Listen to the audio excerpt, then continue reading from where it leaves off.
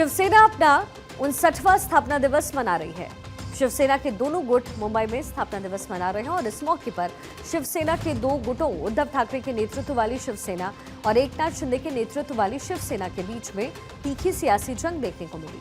दोनों गुटों ने न केवल अलग अलग कार्यक्रम आयोजित किए हैं बल्कि एक दूसरे पर टीजर और बयानबाजी के जरिए हमले भी किए।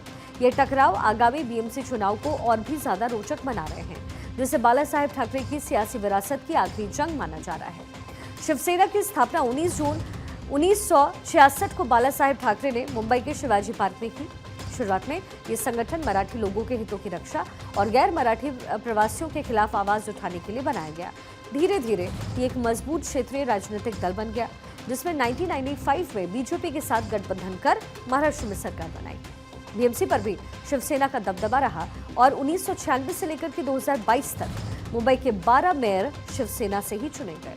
हालांकि 2022 में एकनाथ शिंदे ने उद्धव ठाकरे के खिलाफ बगावत की। 20 जून 2022 को शिंदे ने 40 विधायकों के साथ शिवसेना से अलग होकर बीजेपी के समर्थन में नई सरकार बनाई।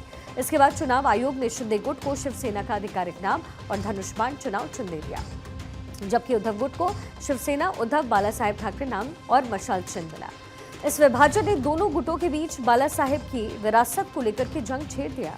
शिवसेना के स्थापना दिवस समारोह से पहले दोनों धड़ों के बीच में जो है वो टीजर वॉर काफी दिलचस्प रहा। पहले शिंदे सेना ने एक कार्टून जारी किया जिसमें एकनाथ शिंदे टाइगर सिंबल के साथ भगवा झंडा लेकर चलते हुए नजर आ रहे हैं। इसके साथ ही नारा लिखा गया, हिंदुत्व शीर्ष पर है, महाराष्ट्र खड़ा है। इसके जवाब में उद्धव गुट ने भी टीजर जारी किया जिसमें असली शिवसेना होने का दावा हुआ। उद्धव ठाकरे ने शिंदे गुट पर गद्दारी का आरोप लगाते हुए कहा कि उनकी पार्टी ही असली शिवसेना है, जो बाला साहेब के हिंदुत्व और मराठी अस्मिता के विचारों को आगे बढ़ा रही है। दूसरी ओर शिंदे ने उद्धव पर बाला साहेब की विचारधारा से समझौता करने का आरोप लगाया, खासकर कांग्रेस और एनसीपी के साथ गठबंधन को लेकर। शिंदे ने कहा कि उनकी शिवसेना ही बाला साहेब के मूल सिद्धांतों को मानती है। स्थापना दिवस के नाम पर दोनों ही बीएमसी में अपना दबदबा रखना चाहते हैं और अब देखने वाली बात यह है कि आगामी बीएमसी चुनाव में बाजी आखिर किसके हाथ लगेगी।